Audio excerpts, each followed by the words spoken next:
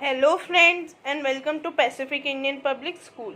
मैं हूं देवांश सक्सेना और आज से हम लोग आपकी क्लास 6 की सोशल स्टडीज़ पढ़ेंगे। तो क्लास 6 से आपकी सोशल स्टडीज़ में 3 सब्जेक्ट आ जाते हैं। सबसे पहले हिस्ट्री, फिर ज्योग्राफी, फिर सिविक्स। तो चलिए आज हम लोग हिस्ट्री का चैप्टर नंबर 1 पढ़ेंगे।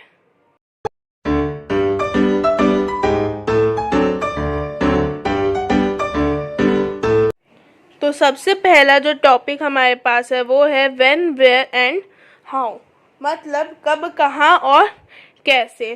तो चलिए इसका सबसे पहला टॉपिक पढ़ते हैं हम। What is history? हिस्ट्री का मतलब इतिहास। हिस्ट्री का मतलब इतिहास। Okay, so history is a record of people.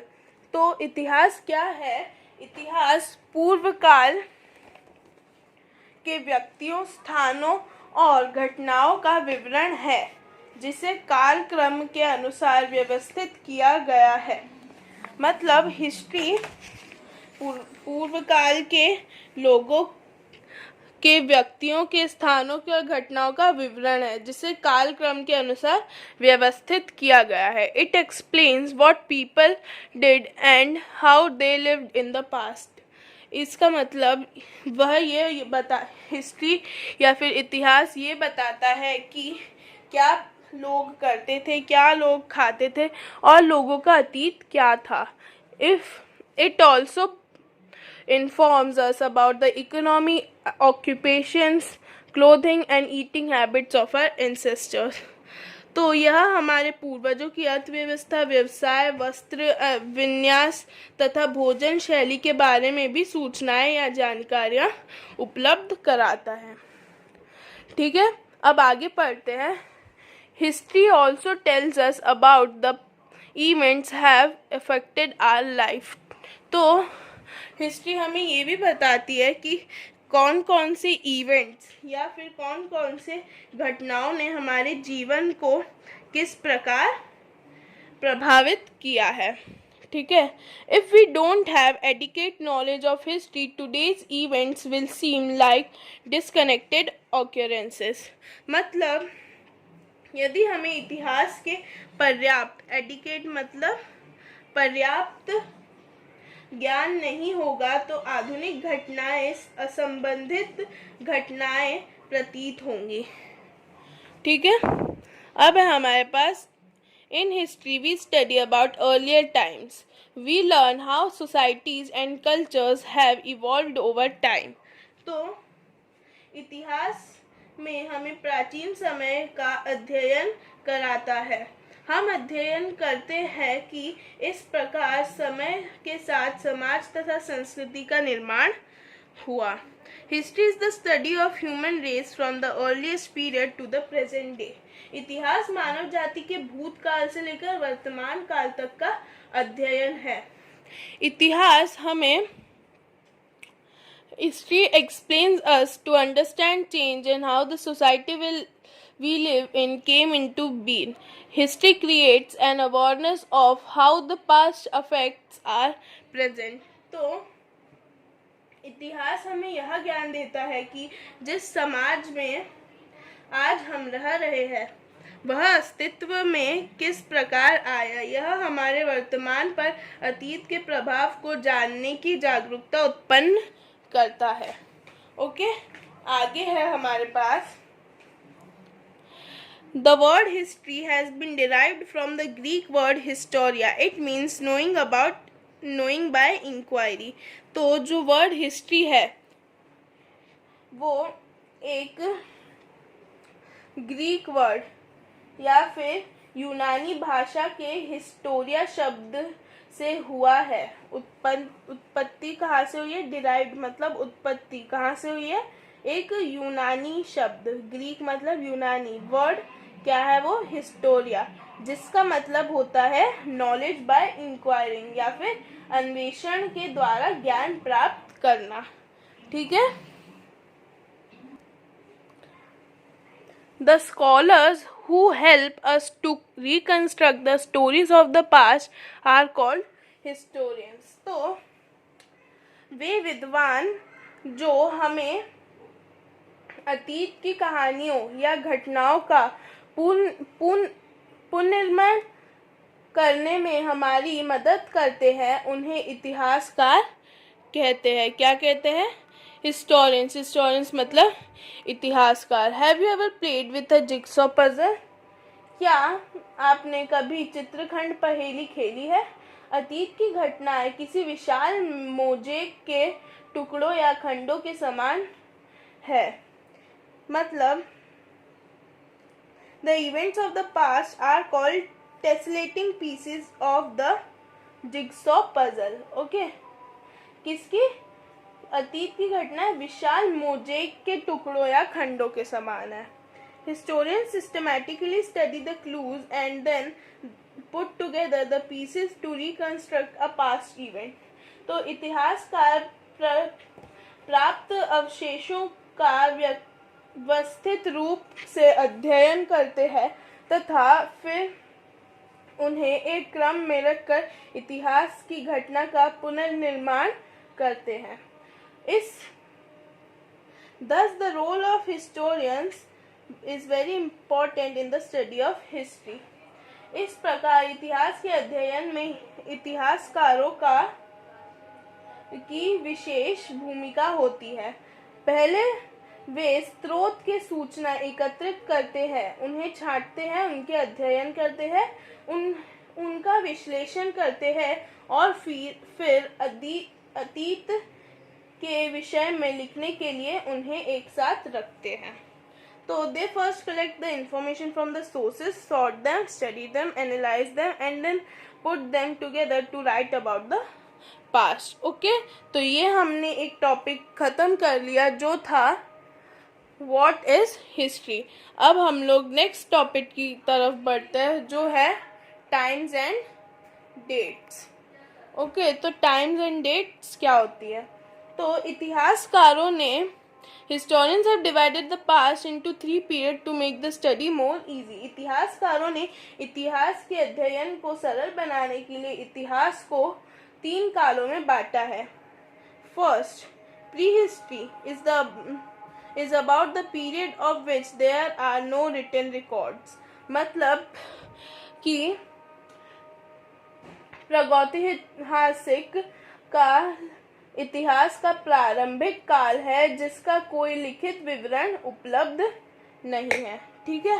फिर proto history is about the period during which a culture और civilization had some semblance to written record but which are not yet to be interpreted and understood. मतलब आदिकालीन इतिहास उस काल से संबंधित है जिसमें संस्कृति या सभ्यता के पास कुछ लिखित विवरण परंतु उन्हें पढ़ने और समझना सब अभी शेष है। ओके, अब हम लोग आगे बढ़ते हैं। History is about the period for which written records are available. मतलब इतिहास वह काल है जिसके लिखित विवरण उपलब्ध है। ठीक है। अब हम लोग पढ़ते हैं dating the events of history. इतिहास की घटनाओं की तिथि निर्धारित करना। तो it is necessary to arrange past events in their order of occurrence in time. मतलब इतिहास की घटनाओं को उनके घटित होने के समय तथा काल के अनुसार व्यवस्थित करना आवश्यक है।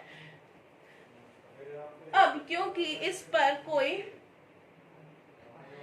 सहमति नहीं बनी कि समय कब प्रारंभ हुआ था, अतः इतिहासकारों ने तिथियों की दर्ज करने की उस व्यवस्था को स्वीकार किया कि घटनाएं चलिए इंग्लिश में पढ़ते हैं। As there is no agreement on which time began, historians adapted the system of recording dates in terms of whether they occurred before or after the beginning of the year of birth of Jesus Christ. So the year of Jesus Christ's birth was considered as year 1. The years before year 1 are known as before Christ or BC, and the years after that are known as Anno Domini or AD. which in Latin means in the year of our Lord. These terms BC and AD are often replaced with the before the Common Era BCE and Common Era CE. We use the term circa or C in short when the date of event is not known for sure. तो जैसे Jesus Christ जो है, उनके जन्म के पहले जितनी भी घटनाएं हुई है उन्हें हम लोग बिफोर क्राइस्ट मतलब क्राइस्ट के पहले या फिर बीसी में हम लोग लिखते हैं, और उनके जन्म के बाद जितनी भी घटनाएं हैं उन्हें हम एनो डोमिनी लिखते हैं। ठीक है, जिसका मतलब in the year of our Lord, Latin एक लैंग्वेज है, उसमें in the year of our Lord लिखा जाता है। These terms BC और AD are often replaced। तो जो ये शब्द है BC और AD या फिर बिफोर क्राइस्ट और एनो डोमिनी, ये ऑफन मतलब ज़्यादातर BCE या फिर before the common era and CE या फिर कॉमन एरा से रिप्लेस हो जाते हैं। We use term circa or C in short when the date of an event is not known for sure। जब हमें किसी भी घटना की डेट नहीं पता होती तो हम उसे सिरका या फिर शॉर्ट में C लिखते हैं। ठीक है, तो अतीत का अध्ययन करने के लिए भूगोल का अध्ययन करना, applying geography to interpret the past.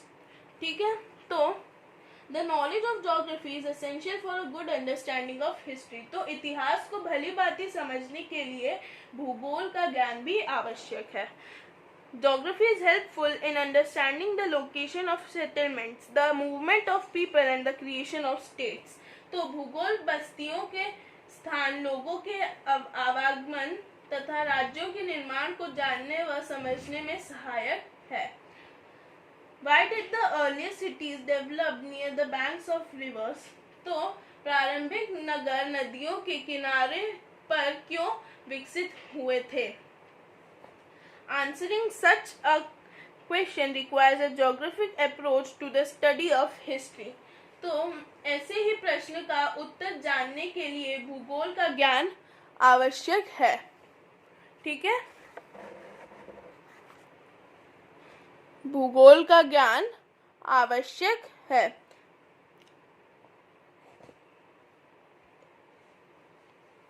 Early cities developed near the bank of rivers because the early inhabitants of the river valley civilizations depended mainly on farming। ठीक है, तो प्रारंभिक नगर नदियों के किनारे पर इसलिए विकसित हुए क्योंकि प्रारंभिक नदी घाटी सभ्यता के लोग मुख्य रूप से कृषि पर निर्भर थे। नदियों के निकट होने के कारण फसलों के लिए पानी सरलता से उपलब्ध हो जाता है। तो their closeness to the river ancient times provided them easy access to water that was needed for the crops। In ancient times there were no roads। तो प्राचीन काल में सड़कें नहीं थी। Rivers connected distant places and were often the only means of transportation। तो नदियाँ दूरस्थ स्थानों को जोड़ती थी और वे ही यात्रा का मुख्य मार्ग होती थी। In ancient times when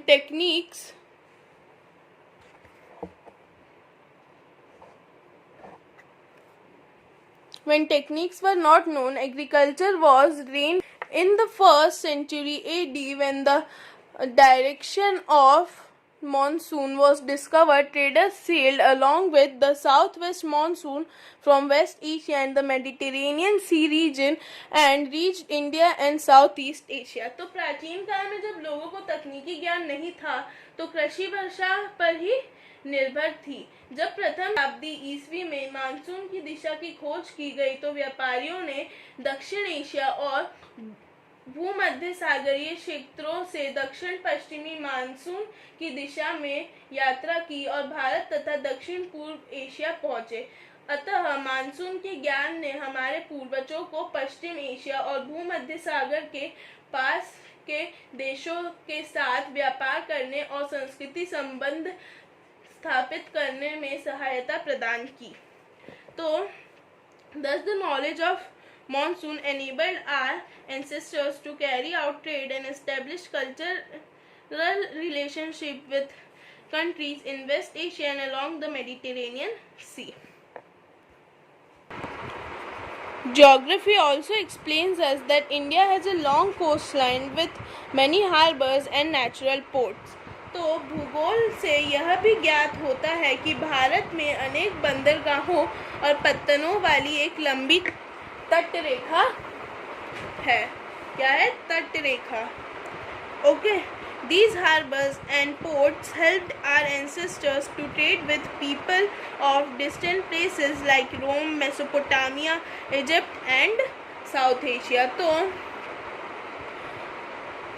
इन ही पत्तनों और बंदरगाहों की मदद से हमारे पूर्वजों ने रोम, मेसोपोटामिया, मिस्र तथा दक्षिण एशिया जैसे दूरस्थ स्थानों के लोगों से व्यापार किया. तो ये जितनी भी जगह है आप देख रहे हैं, ये जितनी भी 4 चीज़ें लिखी है ये देश है.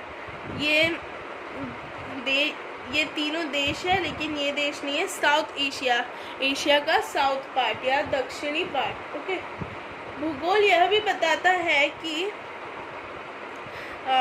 geography also explains us how the mountain passes in the Himalayan range made it possible for people from Iran, Afghanistan and Central Asia to enter India. तो भूगोल यह भी बताता है कि किस प्रकार हिमालय की श्रृंखला ने दर्रों ने ईरान, अफगानिस्तान और मध्य एशिया के लोगों के लिए भारत में प्रवेश करना संभव किया था. ये लोग या तो आक्रमणकारी थे या अप्रवासी. ओके. अब these people were either invaders or immigrants. The passes also held in trade between India and Central Asia and West Asia during the ancient time. तो इन दर्रों ने प्राचीन काल में भारत और केंद्रीय एशिया तथा पश्चिमी एशिया में व्यापार को भी संभव बनाया था. सागर तथा पर्वत भी एक प्राकृतिक सीमा के रूप में कार्य करते हैं. ओके. अब आगे बढ़ते हैं. The seas of the mountains also acted as natural frontiers. तो जो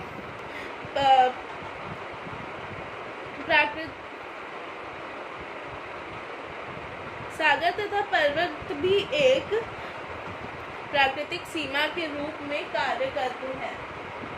We must observe the past from both spatial and chronological points of view to develop a greater understanding of past events. तो इतिहास की घटनाओं को स्पष्ट रूप से समझने के लिए स्थानीय तथा कालानुक्रमिक बिंदुओं को भी ध्यान में रखना आवश्यक है.